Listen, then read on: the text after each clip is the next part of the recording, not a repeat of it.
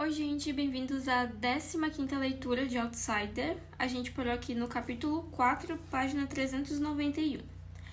A pedido de Holly, Ralph fechou as persianas da cozinha e Jenny fechou as cortinas da sala. Holly se sentou à mesa da cozinha com as canetas e o rolo de fita adesiva Scotch, que tinha comprado na seção de materiais de escritório do Walmart. Ela cortou um pedaço de fita e colocou em cima do flash embutido do iPhone. Depois pintou de azul.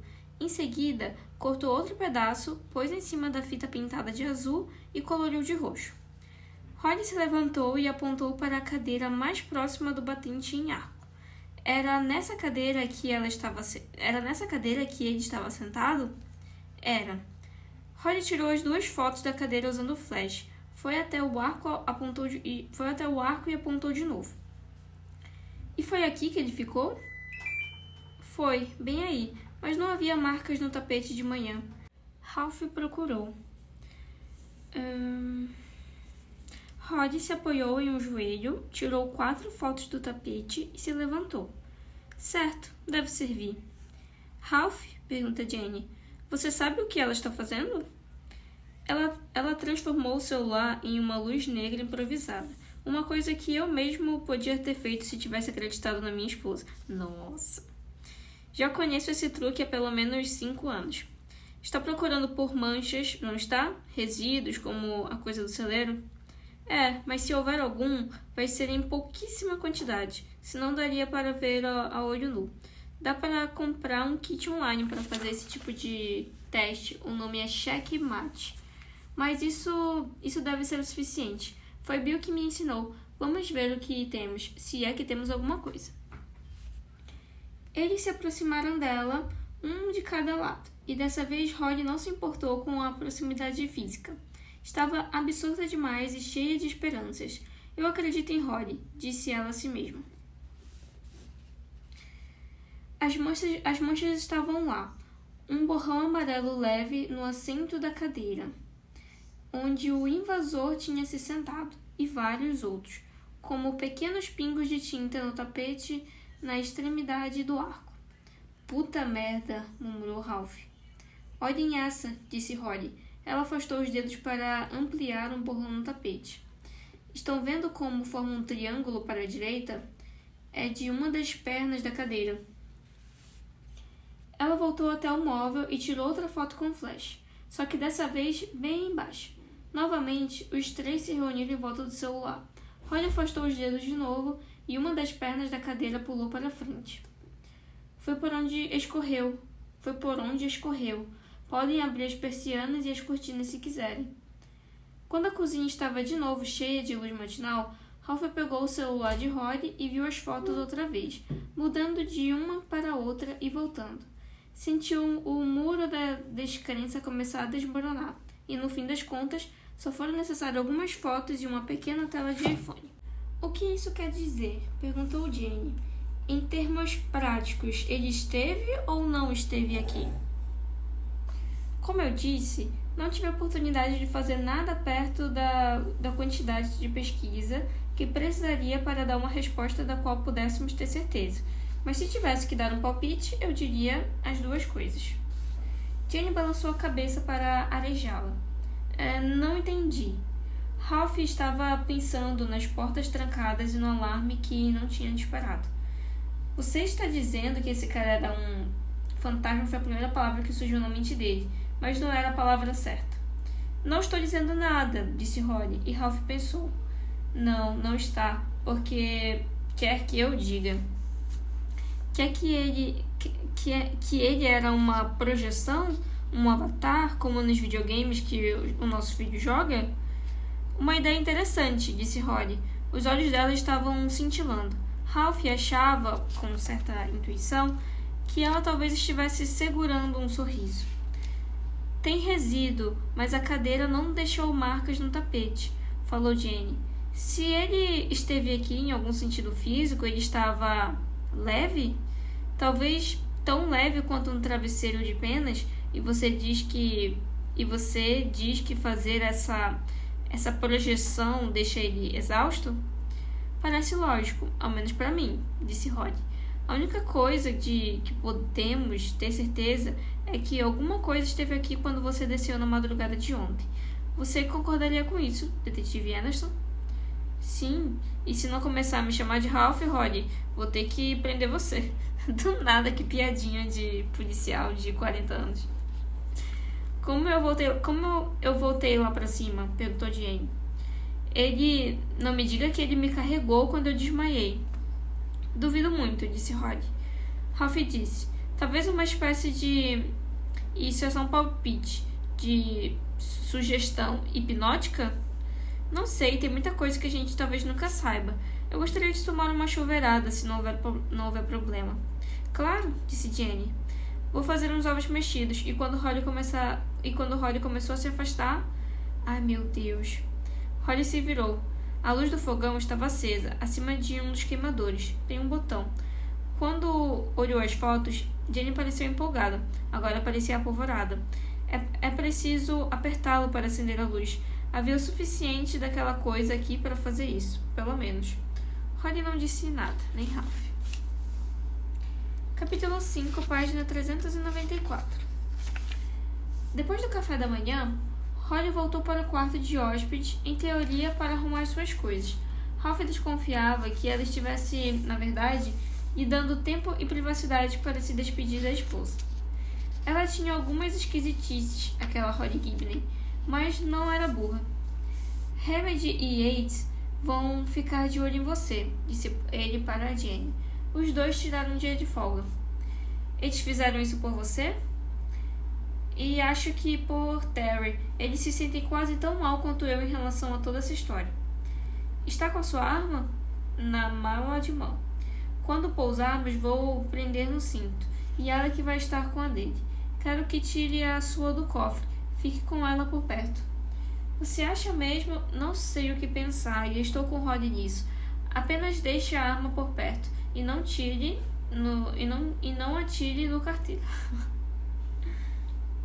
Olha, talvez fosse melhor eu ir com vocês. Não acho uma boa ideia. Ele não queria que os dois ficassem no mesmo lugar hoje e também não queria revelar o motivo e preocupá-la ainda mais. Eles tinham um filho em quem pensar, um filho que no momento estava jogando beisebol e atirando flechas em alvos apoiados em fardos de feno ou fazendo pulseiras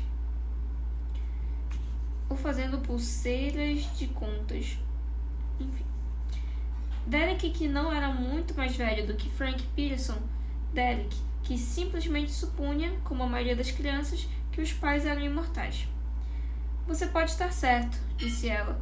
Alguém tem que ficar aqui para o caso de Derek ligar, não acha? Ela assentiu e ele assentiu e a beijou. Era exatamente o que eu estava pensando. Tome cuidado. Ela o encarava, os olhos arregalados, e ele teve uma lembrança repentina e penetrante daqueles olhos o encarando da mesma forma amorosa, esperançosa e ansiosa. Foi no casamento deles, 16 anos antes, quando os dois estavam à frente dos amigos e parentes trocando votos. Vou tomar, eu sempre tomo. Ele começou a se afastar. Ela o puxou de volta. O aperto da esposa nos seus antebraços foi forte. Sim, mas esse não se parece com nenhum outro caso em que você tenha trabalhado. Nós dois sabemos disso agora. Se conseguir pegar ele, pegue. Se não conseguir, se der de cara com uma coisa que não consegue resolver, recue. Recue e volte para casa, para mim, entendeu? Entendi. Não diga que me entendeu, diga que vai voltar. Eu vou voltar. Mais uma vez, Ralph pensou no dia em que trocaram votos. Espero que esteja falando sério. Ainda aquele olhar penetrante, tão cheio de amor e ansiedade que dizia: eu juntei os meus trapos com você, não me faça me arrepender disso. Preciso dizer uma coisa e é importante. Você está prestando atenção? Estou. Você é um bom homem, Ralph. Um bom homem que cometeu um grande erro. Não é o primeiro a fazer isso nem vai ser o último. Você tem que aprender a conviver com isso e vou ajudá-lo. Melhore as coisas se puder, mas por favor, não piore tudo, por favor. Holly estava descendo a escada de forma bem ostensiva, para ter certeza de que eles ouviram a sua aproximação. Ralph ficou onde estava por por mais um momento, olhando para a esposa e para os olhos arregalados dela, tão belos agora quanto eram tanto anos antes. Ele a beijou e se afastou. Ela apertou as mãos dele com força e o soltou. Capítulo 6, página 395. Ralph e Holly foram para o aeroporto no carro de Ralph. Holly ficou com a bolsa no colo e a coluna ereta e os joelhos unidos. Sua esposa tem arma de fogo? Perguntou ela. Tem, e já passou pelo treinamento de tiro no estande da polícia. Esposas e filhas podem fazer isso aqui. E você, Holly? Claro que não. Vim de avião e não foi de voo fretado. Tenho certeza de que podemos arrumar alguma coisa. Afinal, estamos indo para o Texas, não para Nova York. Ela balançou a cabeça. Não disparo uma arma desde que Bill estava vivo. Foi no último caso em que trabalhamos juntos, e não acertei aquilo em que mirei. Ele só voltou a falar quando estavam no fluxo carregado do trânsito da via expressa a caminho do aeroporto de Cap City. Quando esse feito perigoso foi executado,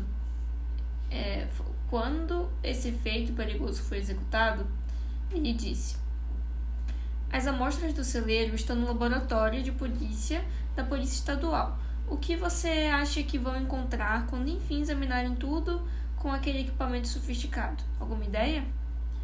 Com base no que apareceu na cadeira e no tapete, eu diria que vai ser basicamente água, mas com um pH alto.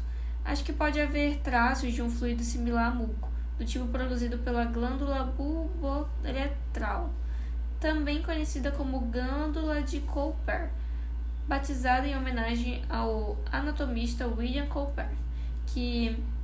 Então você acha que é sêmen? Acho que é algo pré-ejaculatório. Um leve tom rosado surgiu nas bochechas dela. Você sabe das coisas. Fiz um curso de patologia forense depois que Bill morreu.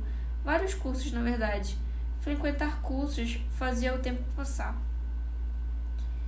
Havia sêmen na parte de trás da coxa de Frank Peterson. Bastante, mas não em uma quantidade anormal. O DNA bateu com Terry Maitland. O resíduo no celeiro e o resíduo na sua casa não são sêmen e nem fluido pré-ejaculatório, por mais parecido que seja. Quando o laboratório testar a substância do município de Kenny, acho que vão encontrar componentes desconhecidos e descartar como contaminação. Vão ficar felizes de não terem que usar as amostras no tribunal.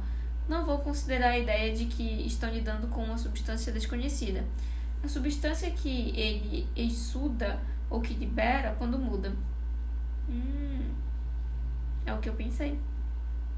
Que esse fluido é algo que ele meio que libera quando ele se transforma.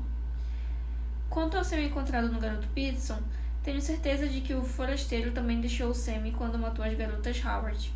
Ou nas roupas ou no corpo. É mais um cartão de visitas, como a mecha do cabelo no banheiro do Sr. Maitland e todas as digitais que vocês encontraram. Não se esqueça das testemunhas oculares. Sim, concordou ela. Essa criatura gosta de testemunhas. Por que não gostaria, já que consegue usar o rosto de outro homem? Ralph seguiu a placa até a companhia aérea que Howard usava. Então você não acha que tenha sido crimes sexuais? Só foram montados para que parecessem assim? Eu não teria essa conclusão, mas... Holly se virou para Ralph. Esperma na parte de trás das coxas de um garoto? Mas nenhum, você sabe, nele? Não, ele foi estuprado com um galho. Ai, Holly fez uma careta. Duvido que o exame pós-mortem das garotas tenha revelado o sêmen dentro delas também. Acho que deve haver um elemento sexual nos assassinatos, mas ele pode ser incapaz de executar o coito.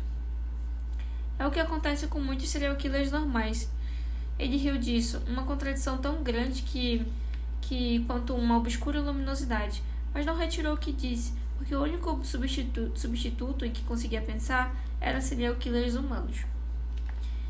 Se ele come tristeza, também deve comer a dor das vítimas quando estão morrendo. O rubor das bochechas dela tinha sumido, deixando-a pálida. Deve ter um sabor intenso, como uma comida gourmet ou uísque de qualidade. E sim, isso pode excitá-lo de forma sexual. Não gosto de pensar nessas coisas, mas acredito em conhecer o inimigo. Acho que você devia virar à esquerda aqui, detetive Anderson. Ela apontou. Ralph.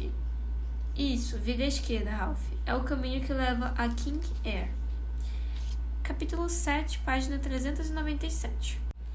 Howie e Alec estavam lá, e o advogado sorria. A decolagem foi adiada um pouco, disse ele. Sable está a caminho. Como ele conseguiu? Perguntou Ralph. Não foi ele, fui eu. Bom, consegui metade, na verdade. O juiz Gonzales está no hospital com uma úlcera perfurada. E isso foi trabalho de Deus. Que horror. Ou talvez molho de pimenta demais. Eu também adoro. Texas Pete, mas o jeito como o juiz carregava tudo com aquele molho me dava arrepios. Quanto ao outro caso, em que o tenente Sable tinha que testemunhar, o promotor assistente me devia um favor. Devo perguntar por quê? Indagou Ralph. Não, respondeu Hal. Agora com um sorriso largo, o bastante a ponto de exibir todos os dentes. Com tempo para matar, os 4 se sentaram na pequena sala de espera, que não era tão grandiosa quanto um saguão de embarque, e ficaram vendo aviões decolando e pousando. Howie disse: Quando cheguei em casa ontem, entrei na internet e li sobre doppelgangers. Não sei o que é isso. Porque esse forasteiro é isso, não acha? Holly deu de ombros. É uma palavra tão boa quanto outra. O doppelganger fictício mais famoso é uma da história de Edgar Allan Poe. O nome do conto é William Wilson.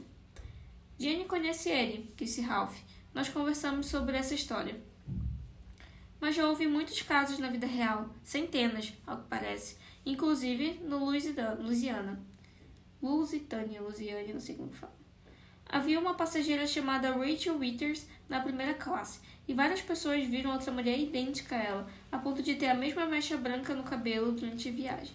Alguns disseram que a sósia estava viajando no convés inferior, outros disseram que era da tripulação. A senhorita Withers e um amigo foram procurá-la, e em teoria a viram segundos antes do torpedo de um submarino alemão acertar o lado estibordo do avião. A senhorita Withers morreu, mas o amigo sobreviveu.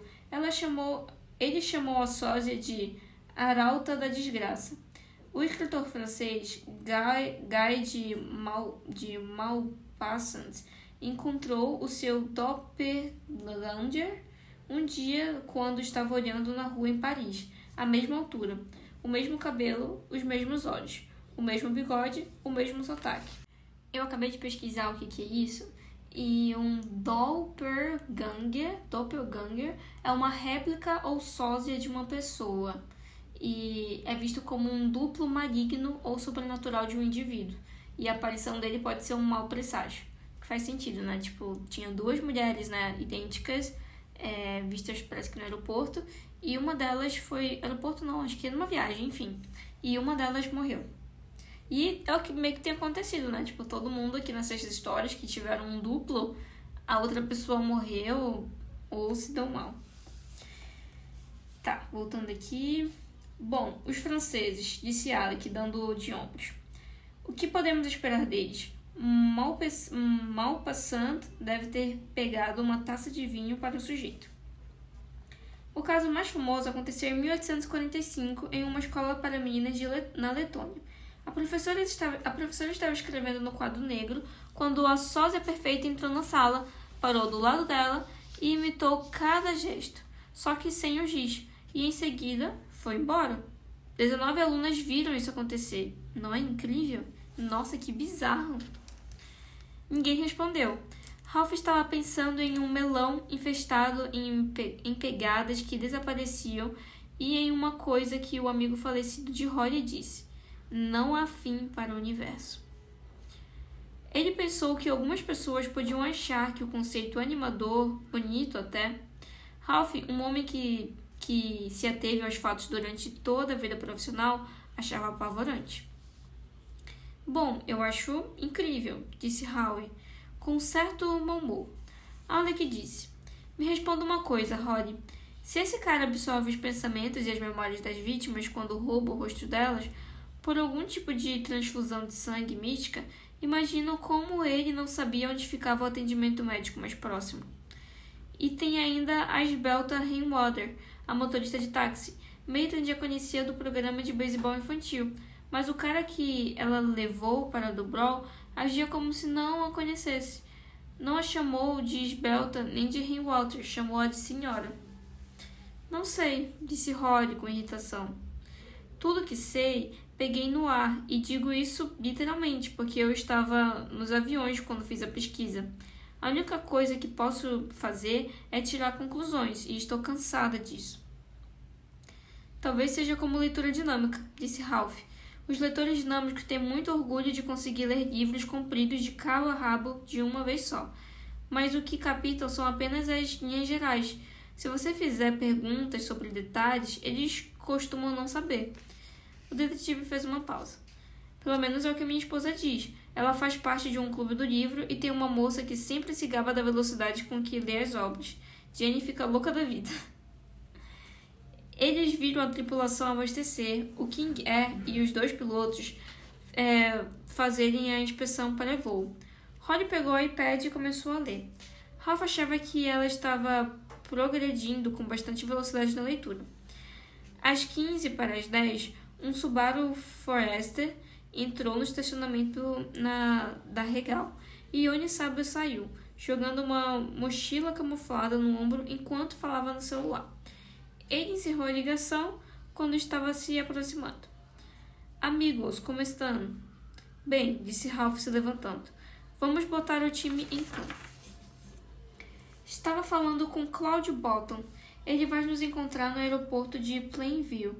Fica a uns 100 km de Marysville, onde a mãe dele mora. Alec ergueu a sobrancelha. Por que ele faria isso?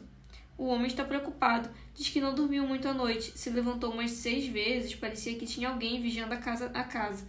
Disse que se lembrou dos dias de prisão, quando todo mundo sabia que alguma coisa ia acontecer, mas ninguém sabia exatamente o que. Só que ia ser ruim. E falou que a mãe também começou a ficar com medo. Ele me perguntou o que estava acontecendo. E eu prometi que contaríamos assim que chegássemos lá. Ralph se virou para Holly. Se esse forasteiro estiver perto de Bolton, será que Bolton conseguia sentir a presença dele? Em vez de protestar de novo sobre todos pedirem para ela dar palpite, Holly respondeu com a voz baixa, mas muito firme. Tenho certeza disso. Bem-vindos a Terras, 26 de julho. Capítulo 1, página 403. Jack Hoskins entrou no Texas por volta das 2 da madrugada do dia 26 de julho e pegou um quarto em um buraco chamado Indian Mota, quando a primeira luz do dia apareceu no leste. Ele pagou aos recepcionistas sonolento por uma semana usando o seu Mastercard, o único que não tinha estourado o limite, e pediu um quarto no final do prédio, mal cuidado. O quarto tinha cheiro de bebida e fumaça velha de cigarro. A colcha estava puída e a fronha do travesseiro da cama bamba estava amarelada de velhice, suor ou as duas coisas. Ele se sentou na única cadeira do quarto e olhou rapidamente, e sem muito interesse, as mensagens de texto e voz do celular. As de voz iam até às 4 da madrugada, quando a capacidade da caixa postal chegou ao limite. Todas eram da delegacia, muitas do próprio chefe Geller. Houve um assassinato duplo em Westside, com Ralph Anderson e Betsy Frings de licença. Ele era o único detetive trabalhando. Cadê ele? Ele tinha que ir para a cena do crime agora mesmo, blá blá blá. Ele se deitou na cama, primeiro de costas, mas isso fazia a queimadura de sol doer. Virou-se de lado, as molas berrando em protesto sobre o seu peso considerável. Vou emagrecer se o câncer se espalhar, pensou ele. Mamãe não passava de um esqueleto coberto de pele no final, um esqueleto que gritava. Isso não vai acontecer, disse ele para o quarto vazio. Só preciso dormir, vai dar tudo certo. 4 horas seriam suficientes, 5 se ele tivesse sorte. mas o cérebro não desligava, parecia um motor em ponto morto. Cody, o vendedor de drogas do posto de gasolina, tinha os comprimidos brancos, sim, e também uma boa quantidade de cocaína, que alegou ser quase pura. Pela forma como Jack se sentia agora, deitado naquela cama vagabunda, ele nem considerou entrar embaixo da coberta. Só Deus sabia o que podia estar rastejando naqueles lençóis. A alegação era verdadeira. Eles só deram umas poucas cheiradas nas horas depois da meia-noite, em que pareceu que o trajeto não terminaria nunca.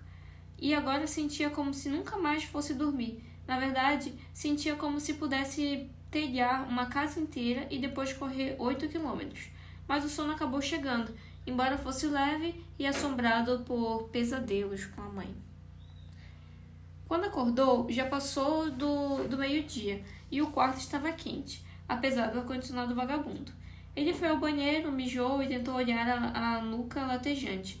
Não conseguiu, e talvez fosse melhor assim. Voltou para o quarto e se sentou na cama para calçar os sapatos, mas só conseguiu achar um. Procurou o outro, que foi colocado na mão dele. Jack. Ele congelou. Os braços ficaram arrepiados e os cabelos curtos na nuca se eriçaram. O homem que esteve no chuveiro dele em Flint City estava agora embaixo da cama, assim como os monstros dos quais ele tinha medo quando criança. Me escute, Jack. Vou dizer o que precisa fazer. Quando a voz terminou de dar as instruções, Jack percebeu a dor no pescoço. Que engraçado, ele sempre tinha dito que sua patroa era pior que dor de pescoço. Havia passado. Tá, depois que a coisa pediu o favor dele, né? A dor passou. Bom, quase. E o que ele tinha que fazer parecia simples, ainda que meio drástico. Mas não havia problema, porque ele sabia que conseguiria se safar. E dar cabo de Anderson seria um prazer. Meu Deus, pediu para matar o Anderson. Anderson era o grande intrometido, afinal.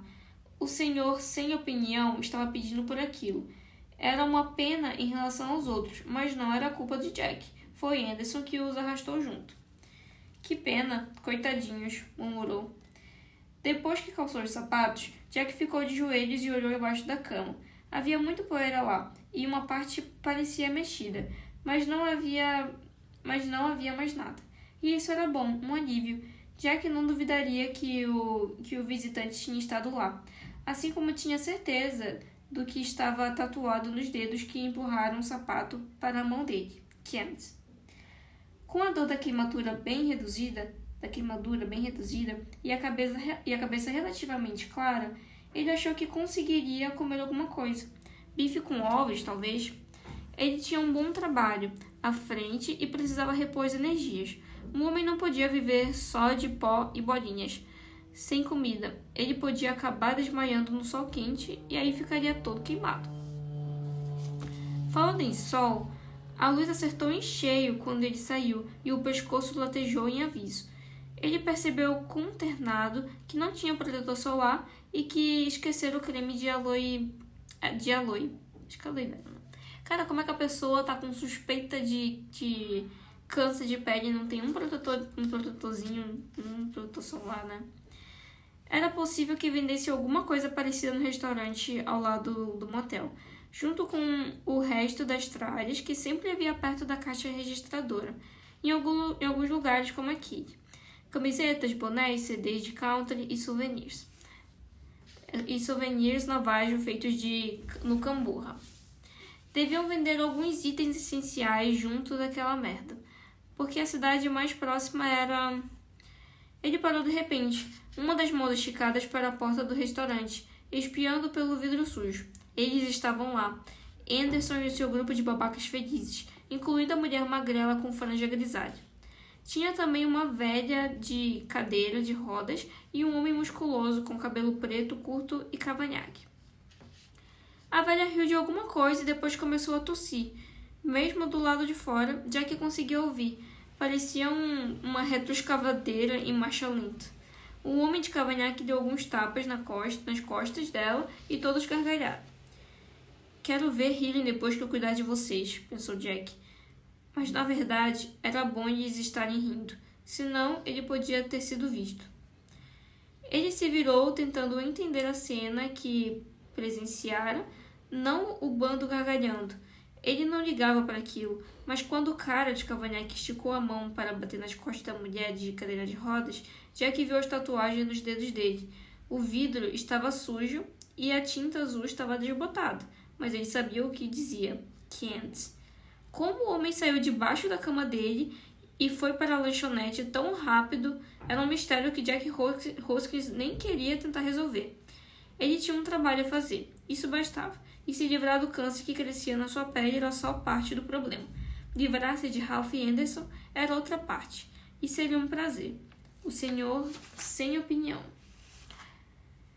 Cara, eu não sei se ele tem essa noção de que é sobrenatural, né? Porque assim, se ele acha que matando o Anderson ele vai se livrar do câncer, é porque ele acredita que ele tá fazendo um favor para algo sobrenatural.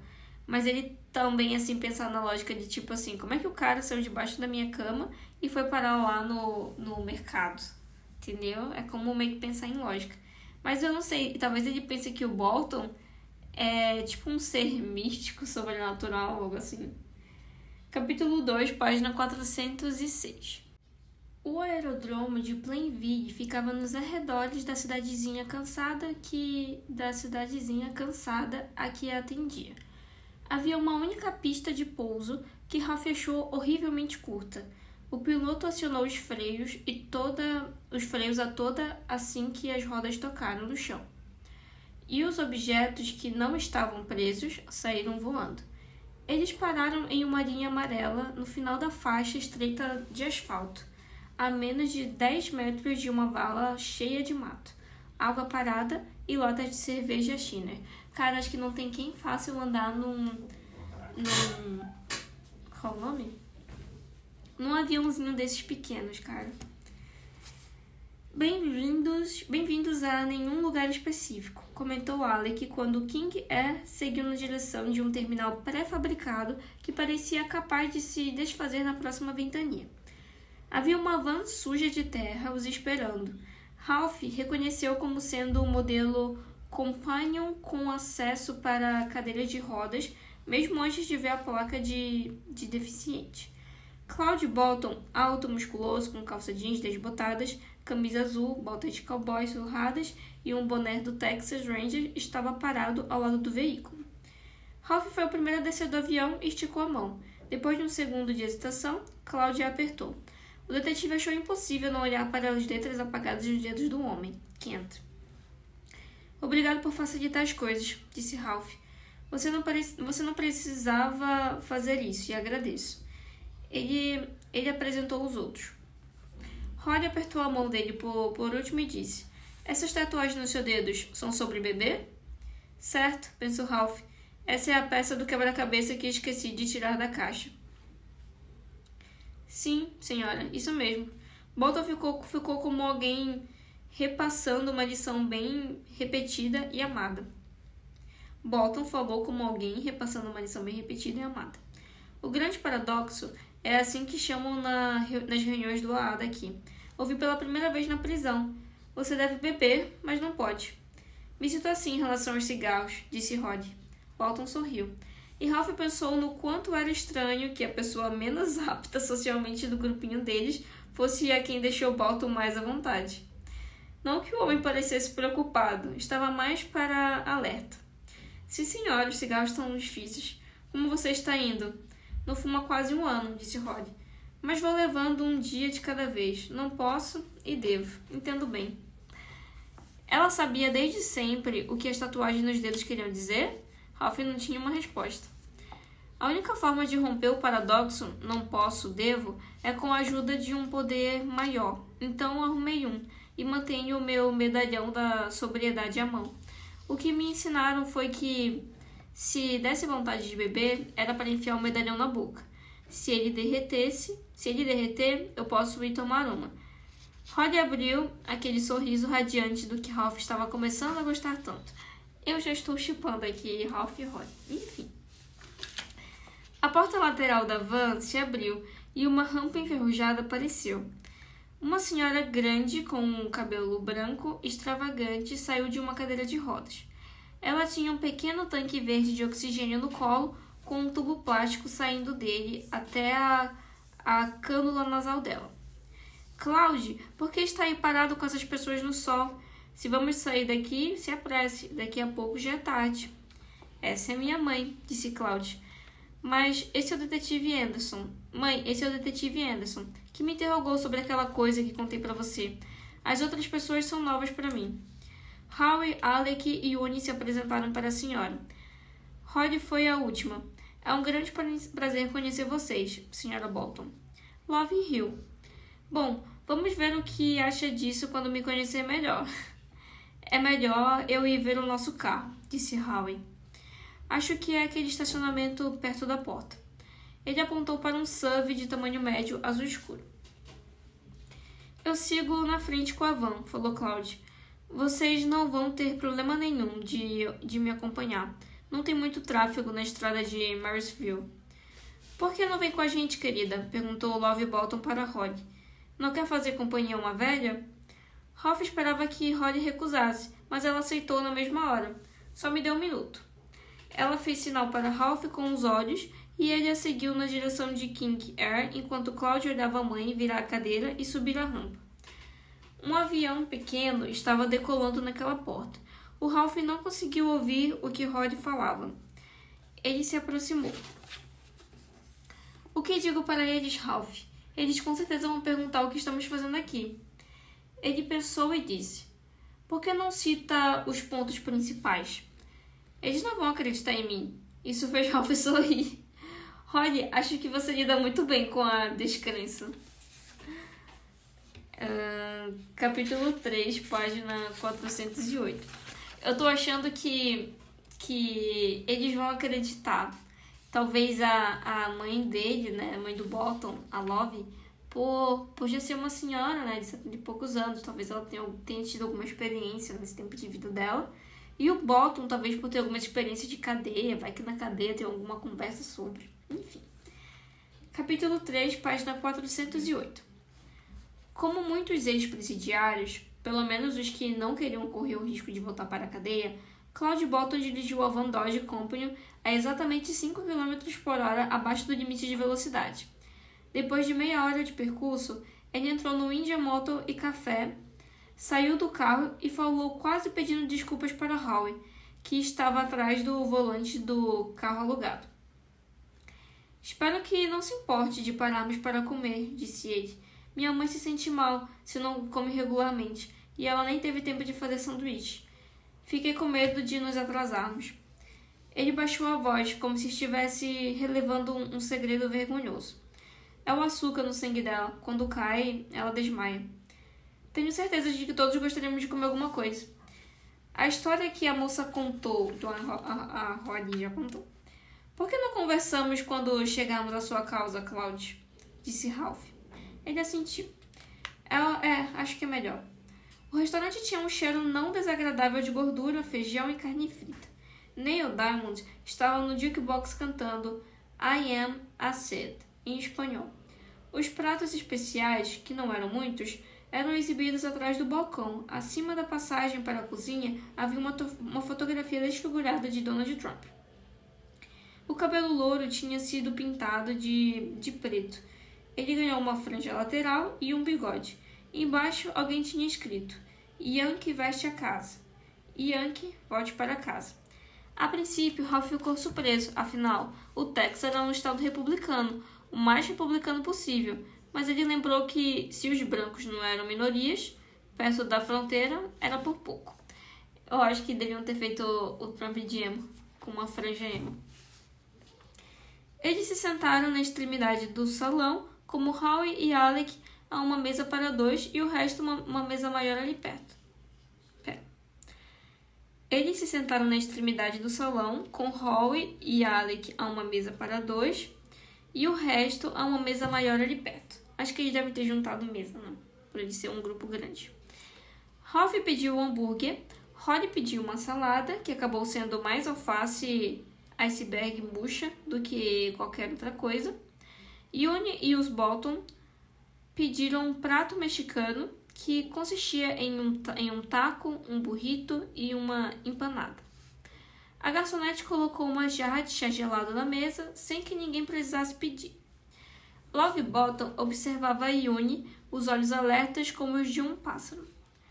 Você disse que o seu nome era Sablo? Que nome engraçado. Sim, não há muitos de nós por aí, disse Yuni. Você vem de outro lado ou nasceu aqui? Nasci aqui, senhora, respondeu Yuni. Metade do taco com recheio caprichado desapareceu em uma única mordida. Segunda geração. Ah, que bom, feito nos Estados Unidos. Eu conheci um August Sablo quando morei no sul, antes de me casar. Ele era motorista de um caminhão de pão de Laredo, de Nova Laredo, quando passava lá em casa. Minhas mães e eu pedíamos churros eclairs. Você seria parente dele? Mana, acho que ela é um pouco... Tu tem cara de mexicana, hein? Esse teu sobrenome estranho aí, por acaso você é um mexicano? Eu conheci alguém que falava espanhol, por acaso você é parente dele lá do México? A pele morena de Yuni ficou um pouco mais escura. Não exatamente um robô, mas a expressão que ele lançou para Ralph foi divertida. Sim, senhora, era meu papo. Enfim, né? Era parente dele mesmo. Era mesmo parente dele. Ora, mas que mundo pequeno, disse Love, e começou a rir. A risada dela virou uma tosse, e a tosse se tornou um engasgo. Coitada. Cláudio bateu nas costas dela com tanta força que a cânula voou no nariz e caiu no prato. Ah, filho, olha isso, disse ela quando recuperou o fôlego. Agora tem meleca no meu burrito. Nossa, ela é muito engraçada. Ela pôs a cânula no lugar. Bom, que diferença faz? Veio de dentro da minha e pode muito bem voltar. Veio de dentro de mim e pode muito bem voltar. Que nojo. Não é nada demais. E comeu. Ralph começou a rir, e os outros riram com ele. Até Howie e Alec riram, embora tivessem perdido boa parte da discussão. Ralph pensou por um momento em como as risadas uniam as pessoas, e ficou feliz de Claude ter levado a mãe. Ela era especial. Que mundo pequeno, repetiu a idosa. Ah, é mesmo. Ela se inclinou para a frente, de forma que os seios de tamanho considerável empurrassem o prato. Ainda estava olhando para Yuni, com os olhinhos alertas. Sabe a história que ela contou pra gente? Ela virou o olhar para Holly, que estava com o garfo na salada e a testa um pouco franzida. Sim, senhora. Você acredita? Não sei, Yuni baixou a voz. Estou tentando acreditar. Love assentiu e baixou a voz. Você já viu o desfile em Nuevo? Procissão dos Passos, quando era criança, talvez? Sim, senhora. Ela baixou ainda mais a voz. E ele, o Farricoco, você viu?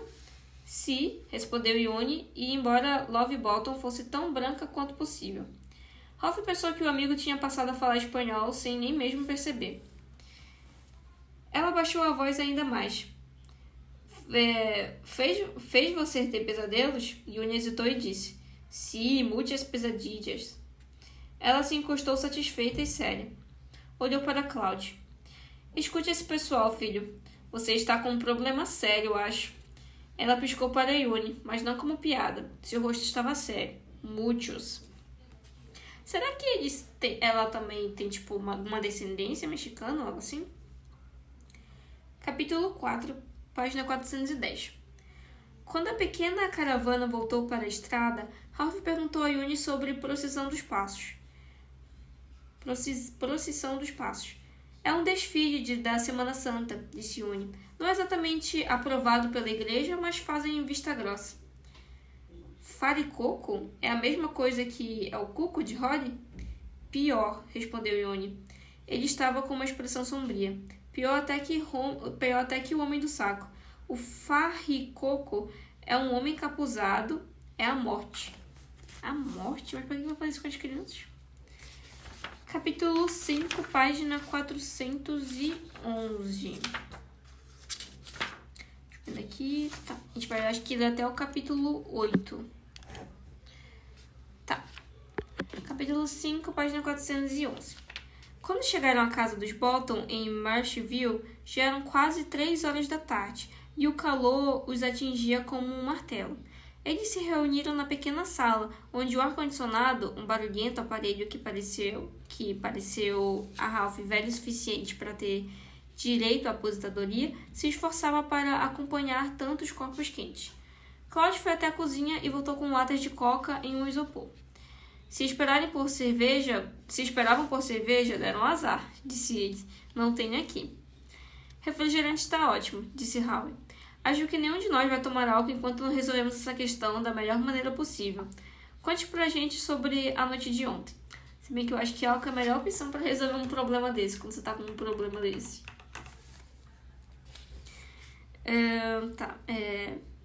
Deixa eu ver aqui onde eu parei. Bolton olhou para a mãe. Ela cruzou os braços e assentiu. Bom, disse ele. No final das contas, acabou não acontecendo nada. Fui para a cama depois dos noticiários da noite, como sempre, e estava me sentindo bem, até... Bobagem, disse Love. Você está agindo de modo estranho desde que chegou aqui. Está inquieto. Ela olhou para os outros. Sem apetite, fala dormindo. Quer que eu conte, mãe, ou você conta? Ela balançou a mão indicando que era para ele continuar e tomou um gole de coca. Bom, ela não está errada, admitiu Bolton. Só que não gostaria que o pessoal do trabalho soubesse disso. Os seguranças de um lugar como o Gentleman Please não devem se assustar fácil, sabe? Mas ando meio ressabiado. Só que até agora não tinha tido nada como ontem à noite. Ontem foi diferente. Acordei por volta das 2, depois de um sono horrível, e me levantei para trancar as portas. Nunca tranco nada quando estou aqui, mas faço minha mãe trancar quando ela está sozinha. Depois que os cuidadores que vêm de Plainville vão embora às 6. Como foi o sonho? Perguntou Holly. Você lembra? Alguém embaixo da cama, deitado lá, olhando para cima. É só o que consigo lembrar. Ela sentiu para que ele continuasse. Antes de trancar a porta da frente, saí para dar uma olhada na varanda e reparei que todos os coiotes tinham parado de uivar. Em geral, eles uivam como loucos quando a luz está no céu. A não ser que tenha alguém por perto, disse Alec. Nesse caso, eles param, como os grilos. Pensando bem, também não ouvi grilos, e o jardim da mamãe, lá atrás, costumava ficar cheio deles. Voltei para a cama, mas não consegui dormir. Lembrei que não tinha trancado as janelas e me levantei para fazer isso. As trancas fazem barulho, e isso acordou a minha mãe. Ela me perguntou o que estava fazendo e falei para ela voltar a dormir. Depois me deitei e quase adormeci. Já deviam ser umas 3 horas quando lembrei que não tinha trancado a janela do banheiro e a que fica acima do banheiro. Fiquei com essa ideia de que alguém estava entrando por ela, então me levantei e corri para ver. Sei que parece idiotice agora, mas... Ele olhou para todos e não viu ninguém sorrindo ou com cara de quem duvidava. Tudo bem. Acho que se vieram aqui não devem pensar que isso é idiotice. Então tropecei na maldita banqueta da minha mãe e dessa vez ela se levantou, perguntou se alguém estava tentando entrar em casa e eu respondi que não, mas mandei ela ficar no quarto. Só que eu não fiquei, disse Love com complacência. Nunca escutei homem nenhum, exceto meu marido, e ele já está morto há muito tempo. Não havia ninguém no banheiro, nem tentando entrar pela janela, mas tive a sensação, e não consigo nem explicar como foi forte, de que ele ainda estava lá fora, escondido, esperando uma chance. Não embaixo da cama? Perguntou Ralph. Não, lá foi o primeiro lugar que olhei. Maluquice, claro, mas... Ele fez uma pausa. Só voltei a dormir quando amanheceu. A mãe me acordou e disse que tínhamos que ir ao aeroporto para nos encontrarmos com vocês. Deixei que ele dormisse o máximo possível, falou Love. Foi por isso que não fiz o sanduíche. O pão estava em cima da geladeira e se eu tentar alcançá-lo, fico sem ar. E como está se sentindo agora? Perguntou Holly a Claude. Ele suspirou e quando passou a mão na lateral do rosto, eles ouviram o barulho da barba por fazer. Não muito bem. Parei de acreditar no bicho-papão na mesma época que parei de acreditar no Papai Noel, mas estou incomodado e paranoico da mesma forma que ficava quando usava cocaína. Esse cara está atrás de mim? Vocês acreditam mesmo nisso? Ele olhou para o rosto. Ele olhou de rosto em rosto. Foi Holly quem respondeu. Eu acredito, disse ela. Capítulo 6, página 413. Eles ficaram em silêncio por um tempo, pensando. Então, Love falou. Você chamou ele de El Cuco, disse para Rory. É. A senhora idosa sentiu, batendo com os dedos inchados de artrite no tubo de oxigênio. Quando eu era pequena, as crianças mexicanas o chamavam de Cucuy, e os brancos chamavam de Cookie, ou Chucky, ou só Chucky. Eu tinha até um livrinho sobre esse merdinha. Aposto que era o mesmo que eu tinha, disse Yuni. Minha abuela me deu um gigantesco com uma orelha vermelha enorme? Sim, meu amigo. Love pegou os cigarros e acendeu um. Soltou uma fumaça, tossiu e continuou. Então acho que ela deve ter alguma descendência mexicana então também.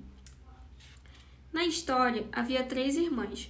A mais nova cozinhava, limpava e fazia as outras tarefas de casa. As 2 mais velhas eram preguiçosas e debochavam dela. O Cucuy apareceu. A casa estava trancada, mas ele parecia com o papi delas. Então abriram a porta. Ele pegou as irmãs malvadas para lhe dar uma lição. Deixou a boazinha, que se esforçava tanto pelo papai, que criava as filhas sozinhas. Você lembra? Claro, disse Yuni. Não dá para esquecer as histórias que ouvimos quando crianças. Nessa versão do livrinho, El Cucuy era para ser um sujeito bom, mas só me lembro do medo que eu sentia quando ele arrastava as garotas pela montanha até a caverna dele. As ninhas lloravam e rogavam que las soltaram. As garotinhas choravam e imploravam que ele as soltasse. Isso, disse Love. E no final, ele as soltou, e as garotas mais mudaram de comportamento. Essa é a versão do livro infantil. Mas o Cucuy, de verdade, não solta as crianças, por mais que chorem e implorem. Vocês sabem disso, não sabem? Vocês viram o trabalho dele. Então você também acredita, disse Howie. Love deu de ombros. Como dizem, quem sabe? Será que eu já acreditei no chupa-cabras? Ela riu com deboche. Tanto quanto acreditava no pé grande. Mas há coisas estranhas mesmo assim. Há coisas estranhas mesmo assim. Uma vez, e fui em uma sexta-feira santa na Blessed Sacrament, na rua Galveston, vi uma estátua da Virgem Maria chorar lágrimas de sangue.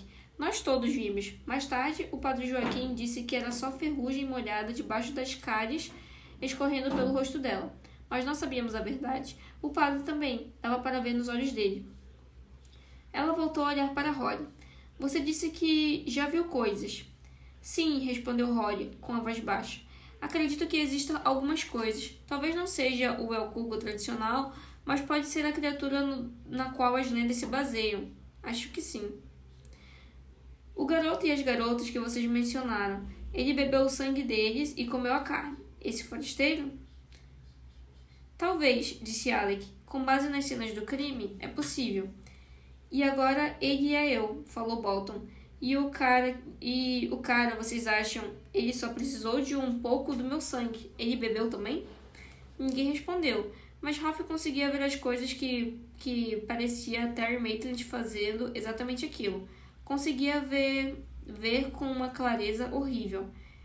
Era esse ponto que a insanidade tinha penetrado na sua cabeça. Era ele que estava aqui ontem à noite, rondando a casa? Talvez não de forma física, disse Rory. E ele pode não ser você ainda. Ainda deve estar se tornando você. Talvez ele estivesse dando uma olhada no local, sugeriu Yoni. Talvez estivesse tentando descobrir sobre nós, pensou Ralph. E se estava, descobriu. Claude sabia que estávamos vindo. E o que vai acontecer agora? Perguntou Love. Ele vai matar outra criança, talvez 2, em Plainville ou em Austin e tentar pôr a culpa no meu filho? Acho que não, disse Rory.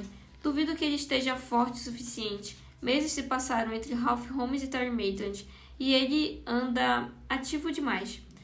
E tem outra coisa, disse Yuni, um aspecto prático. Essa parte do país ficou quente para ele. Se ele for inteligente, e deve ser para ter sobrevivido tanto tempo, vai querer ir para outro lugar. Isso parecia certo. Ralph conseguiu ver o forasteiro de Rory colocando o rosto e o corpo musculoso de Cloud Bottom em um ônibus ou em um trem em Austin, indo para o Oeste Dourado, Las Vegas, talvez, ou Los Angeles, onde haveria outro encontro acidental com um homem, ou até uma mulher, quem sabe, e um pouco mais de sangue derramado, outro elo da corrente. Os acordes iniciais de Baila Esta Cumbia, de Selene, tocaram no bolso do peito de Yuni. Ele levou um susto. Cloud sorriu. Ah, sim, tem sinal até aqui. Século XXI, cara. Yuni pegou o celular, olhou para a tela e disse: É o DP do condado de Montgomery. É melhor eu atender. Com licença. Rory pareceu sobressaltada, até alarmada, quase quando ele atendeu a ligação e saiu para a varanda dizendo: Alô, aqui é o Tenente Sablo. Ela pediu licença e foi atrás. Talvez seja sobre... disse Howie. Ralph fez que não com a cabeça, sem nem saber porquê, pelo menos não de forma evidente na mente. Onde fica o condado de Montgomery? Perguntou Cloud. No Arizona, falou Ralph antes que Howie ou Alec pudesse responder. É outra questão, não tem nada a ver com isso. E o que exatamente vamos fazer sobre isso? Indagou Love. Você tem alguma ideia de como pegar esse sujeito? Meu filho é tudo que tenho, sabe? Rory voltou para a sala, foi até Love, se inclinou e sussurrou algo no ouvido dela. Quando Claude se inclinou para tentar escutar, a mãe fez um gesto para ele se afastar. Vá até a cozinha, filho, e pegue aqueles biscoitos enroladinhos de chocolate. Isso se eles já não derreteram nesse calor. Cloud, obviamente acostumada a obedecer, foi até a cozinha. Rory continuou sussurrando, a Love arregalou os olhos, ela assentiu. Cloud voltou com um saco de biscoitos na mesma hora que Yuni entrou na casa, guardando o celular no bolso. Disse ele, mas parou de repente.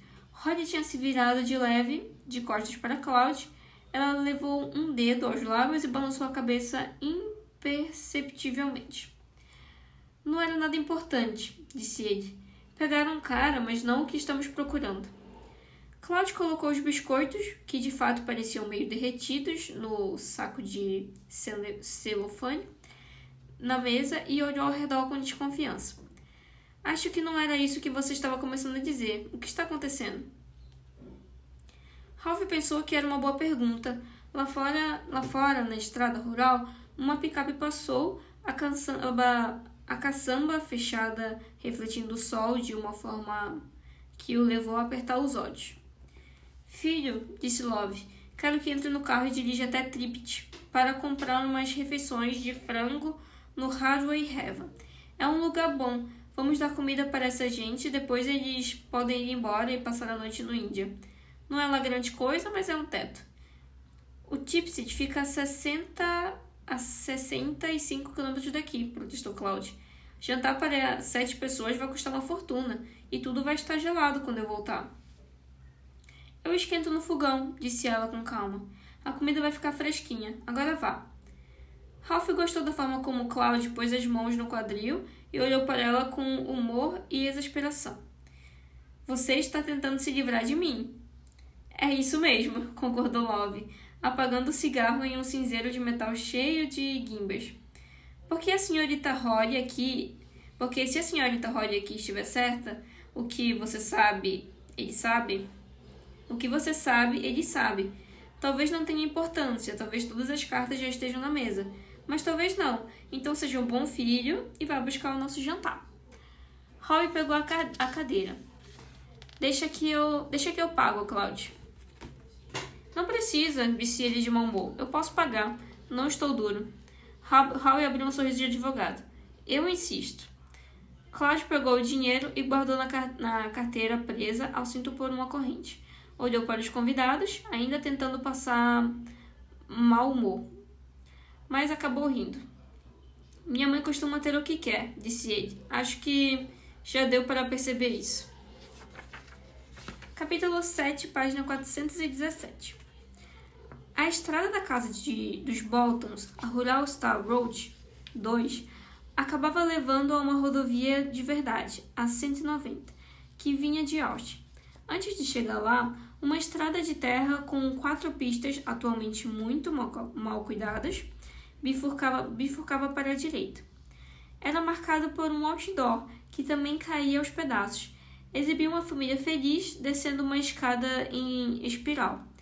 Eles estavam segurando lampiões a gás que mostraram as suas expressões de surpresa enquanto olhavam as estalactites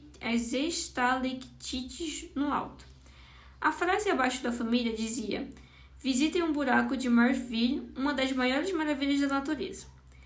Claude sabia o que dizia desde muito tempo atrás, quando era um adolescente inquieto preso naquela cidadezinha.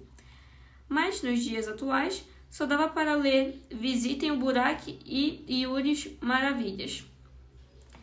Uma faixa larga que dizia "Fechado por tempo indeterminado", já desbotada, fora colada sobre o resto. Uma sensação de tontura ocorreu a Claude quando ele passou pelo que os adolescentes locais chamavam de, com risadinhas maliciosas, de estrada para o buraco, mas passou depois que ele aumentou um pouco o ar-condicionado.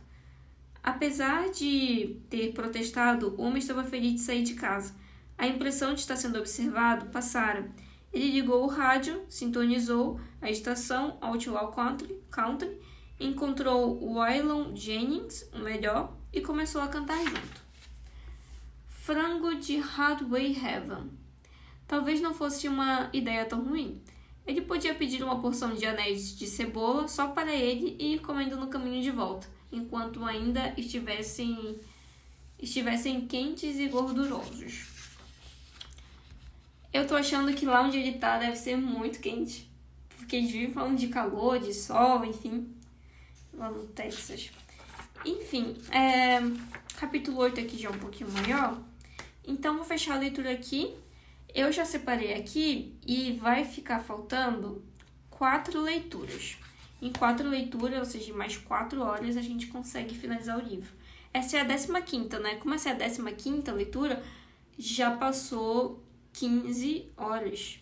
Então ainda vai ter 15, 16, 17, 18, 19. A gente vai fechar esse livro com 19 horas de leitura. Eu estou orgulhosa de mim por ter conseguido ler um livro de 500 e poucas páginas. Enfim, gente, até a próxima leitura.